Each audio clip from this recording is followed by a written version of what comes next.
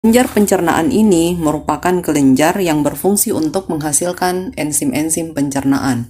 Jadi, enzim pencernaan ini nantinya akan digunakan untuk proses pencernaan kimiawi yang berlangsung di dalam tubuh kita.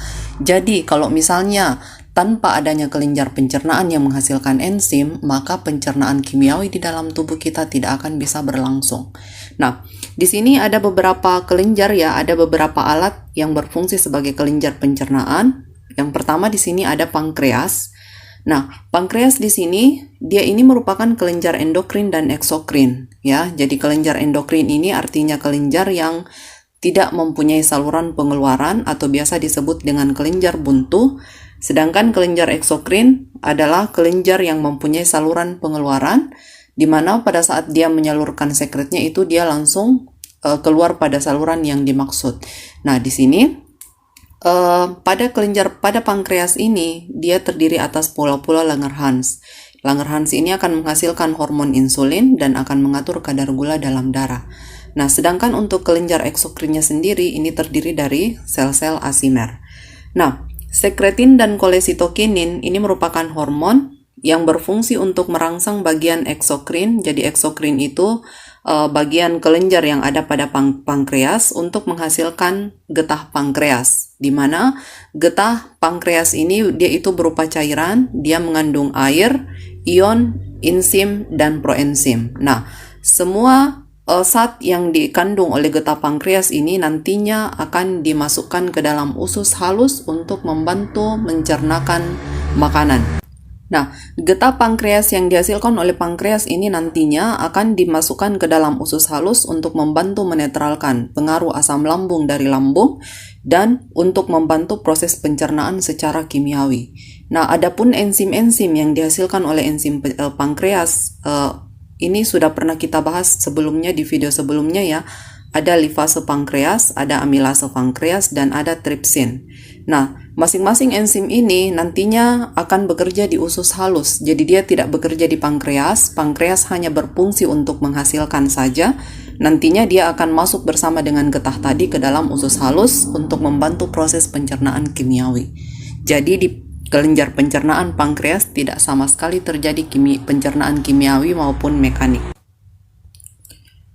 Nah, di sini bisa diperhatikan ya bagaimana posisi organ pankreas yang kita miliki. Jadi dia itu posisinya ini ya, yang berwarna kuning ini.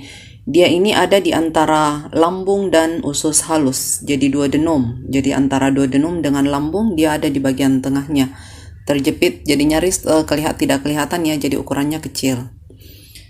Nah, kemudian selanjutnya di sini hati, kelenjar yang kedua. Hati atau hepar. Nah, ini gambarnya bisa dilihat di sini. Ini merupakan hati kelenjar pencernaan. Di sini ada yang berwarna hijau. Ini adalah empedu. Jadi empedu ini terletak di hati, dia menempel ya. Biasa kita sebut dengan kantong empedu atau vesika vel. Nah, di sini fungsi hati adalah yang pertama itu adalah untuk mengatur keseimbangan zat makanan di dalam darah dan sebagai penyekresi empedu. Penyekresi itu artinya dia menghasilkan empedu. Kenapa menghasilkan empedu? Karena di hati itu ada kantong empedu.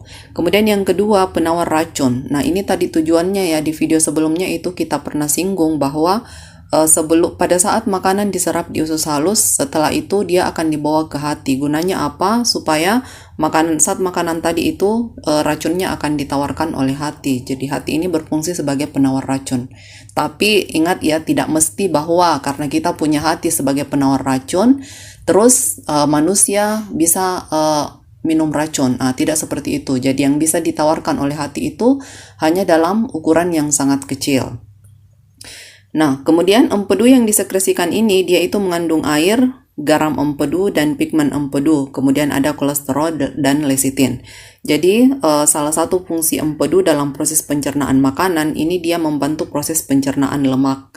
Jadi lemak yang kita konsumsi, yang kita makan itu dibantu pencernaannya dengan adanya empedu. Jadi kalau misalnya ada seseorang yang empedunya terganggu, saluran empedunya terganggu, otomatis proses pencernaan lemak yang terjadi di dalam tubuh juga akan terganggu.